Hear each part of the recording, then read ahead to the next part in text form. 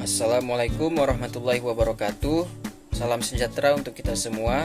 Perkenalkan, nama saya Bertrand Antoli Nurman dengan nomor pokok mahasiswa 2040501036, mahasiswa Fakultas Hukum Universitas Borneo Tarakan, Lokal A1 Angkatan 2020.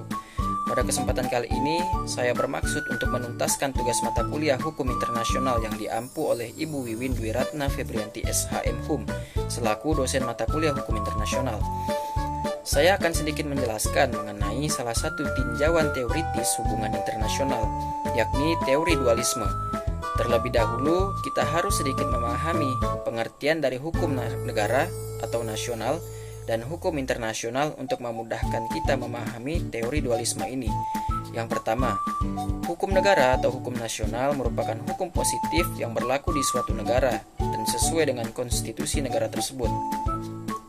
Yang kedua, hukum internasional merupakan hukum yang berlaku bagi negara-negara yang telah menyepakati perjanjian yang disepakati bersama.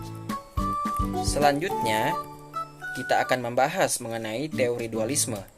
Teori ini menganggap bahwa hukum nasional atau state law dan hukum internasional adalah dua sistem hukum yang berbeda.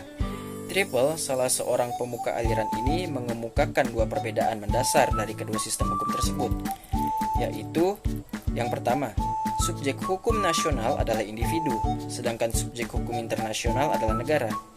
Poin kedua, sumber dari hukum nasional adalah kehendak negara masing-masing, sedangkan hukum internasional sumbernya adalah kehendak bersama negara-negara. Poin ketiga, prinsip dasar yang melandasi hukum nasional adalah prinsip dasar atau norma dasar dari konstitusi negara, sedangkan hukum internasional dilandasi oleh prinsip perjanjian adalah mengikat, atau yang kita kenal dengan Pacta Sunt Servanda.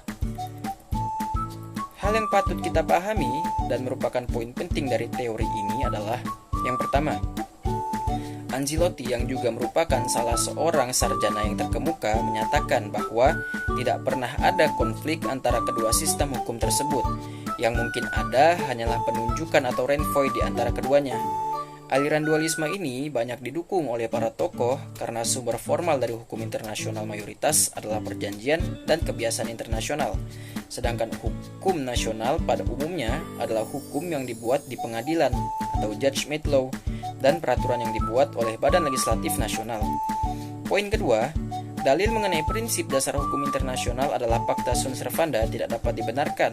Karena itu, hanya sebagian kecil dari prinsip-prinsip dasar hukum internasional yang begitu luas, seperti prinsip-prinsip umum hukum internasional, keputusan para hakim, dan prinsip-prinsip lainnya. Poin ketiga, tidak adanya hierarki di antara keduanya menyebabkan harus adanya pelimpahan wewenang dari hukum internasional kepada hukum nasional. Pelimpahan ini dimaksudkan untuk menentukan ketentuan-ketentuan hukum internasional mana yang akan diberlakukan ke dalam hukum nasional sesuai dengan prosedur-prosedur yang telah ditentukan dalam konstitusi negara tersebut. Dan poin yang terakhir, poin keempat, seiring dengan perkembangan zaman, subjek hukum internasional menjadi lebih luas lagi dan lebih general, hingga mencakup kepada individu itu sendiri. Antara hukum nasional dan hukum internasional itu sendiri memiliki beberapa perbedaan, diantaranya adalah yang pertama, hukum nasional bersifat subordinatif, yang memiliki arti adanya hubungan tinggi rendah antara yang diperintah yaitu rakyat dengan yang memerintah yakni penguasa. Sedangkan hukum internasional bersifat koordinatif, artinya tidak ada yang lebih tinggi karena dilandasi oleh persamaan kedudukan antara anggota masyarakat bangsa-bangsa. Poin kedua, memiliki subjek hukum yang berbeda. Hukum nasional memiliki subjek hukum baik individu maupun badan hukum yang ada di dalam negara tersebut. Dalam artian, hukum nasional atau hukum negara ini memiliki cakupan yang sempit.